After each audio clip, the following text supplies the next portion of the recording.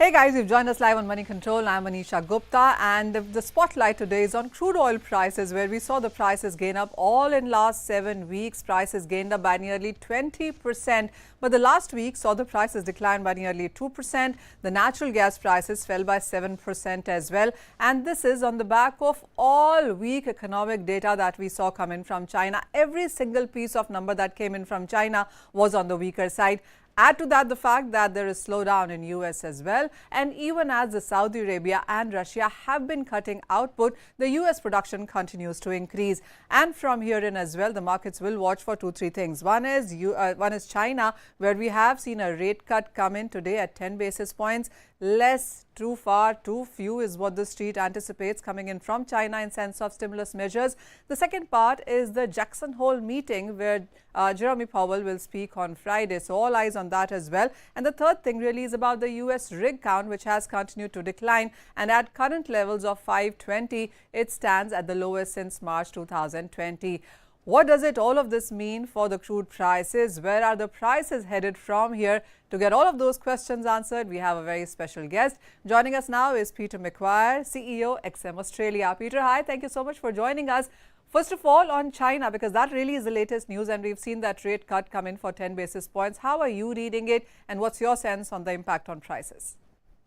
Well, good afternoon, Manisha. I mean, it's probably hit everyone between the eyes a little bit. We were expecting possibly a little bit more as far as stimulus and to try and get some traction. And I think it's a wait and see approach, what impact that has to naturally the domestic market in China, the property sector, and how it all moves forward over the next couple of weeks, whether we see an additional cut or other stimulus measures that come to be, rolled out to try and get some traction, both internally and then from an export-driven model. Another number that the street is dabbling with right now is that over the time of next 45 days, we will see a lot of crude coming off markets because of Saudi Arabia and Russia output cuts. Has market factored that in? Well, I think that's going to be I think that could push prices higher. And the other side, of course, is that we must keep our eyes very much at this time of year, as far as August, is the start of the hurricane season. So I noticed that hurricanes are starting to roll through there, and that could be a real impact as far as price sensitivity. And as you said, rig count with Baker Hughes running at 2020 lows of 520. The other number that I'm also looking at is the number of Saudi Arabia exporting to Asia, which is China and India. That seems to have declined a bit as well. Do we need to read too much into that number? Well, I think we do. I mean, India consumption is growing. Chinese are still flatlining, but overall, I think global consumption, they're saying it's going to be around about 103 million, I read from IEA. So there's certainly plenty of push forward as far as mobility and people, getting back after the COVID situation. So I think the demand picture is relatively strong leading up until Christmas. Bit hard to, forecast much further out than there because there's so many moving parts that wrap around the exciting crude market and of course LNG. Peter, if you look at the last 3 or 4 months, the range that we've seen for crude prices has been between 65 to 85 until now. I mean, we've seen 87 as well. How would you look at this range now moving on for the rest of 2023? I think we've seen the lowest, Manisha. I don't necessarily think we're going to touch 65 again anytime soon. And where it's looking at the moment is early 80s to mid 80s. And I think it's on an upward push, considering all of those factors that you highlighted as far as what's going on with rig count in the States, what's going on with Saudis and Russia. So I think it's overall we'll be probably pushing closer to 90 than 80. And and if you get some shocks that enter the market from seasonality with hurricanes and so on, then that can really push things higher quickly. So even as we go to 80s and 90s, I mean, as you said, that you don't see demand getting impacted because of that, do you, David? I mean, do you, Peter? Because we've seen prices continue to gain up. We haven't seen demand come down so much. I mean, we've been to 100 and back as well. What's your scene on the demand impact of this?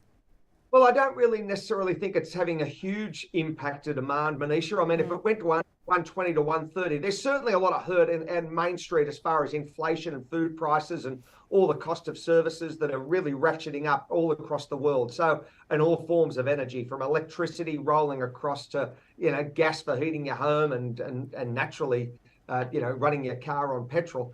So, and diesel, and of course. So I think that the overall picture is relatively strong from a demand side. I think it's where it's going to have some issues moving forward would be from supply and producers and how that all plays.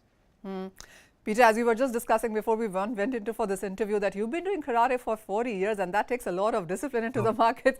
What kind of discipline do you see coming in when you look at crude as a market? Because it continues to be as volatile. As you said, so many moving pieces of puzzle here, whether it's about US, so much rhetoric coming into the markets as well. So what will move crude prices from here on? What discipline is required for the rest of this year? The discipline requirement issue has got to be that you don't have any geopolitical shocks. You don't have any weather outages, and they're big points. You don't have any disruptions anywhere, and that's got to be how it all rolls, because I think there's a lot of fragility as far as supply demand balance at the moment.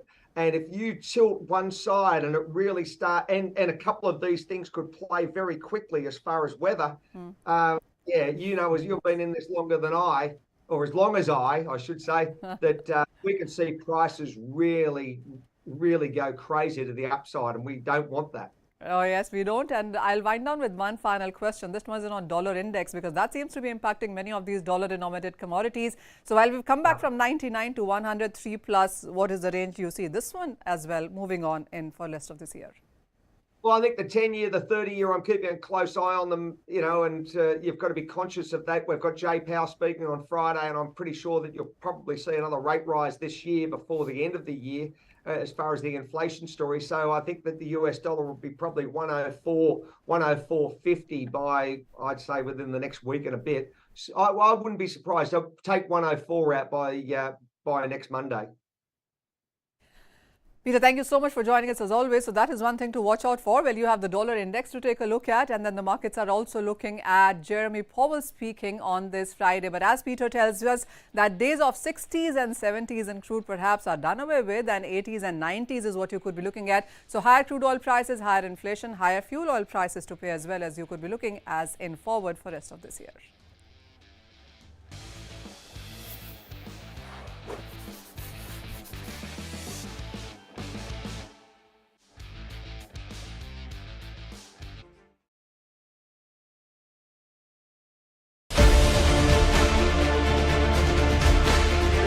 How do world leaders view India? I've long believed that the relationship between the United States and India is will be one of the defining relationships of the 21st century.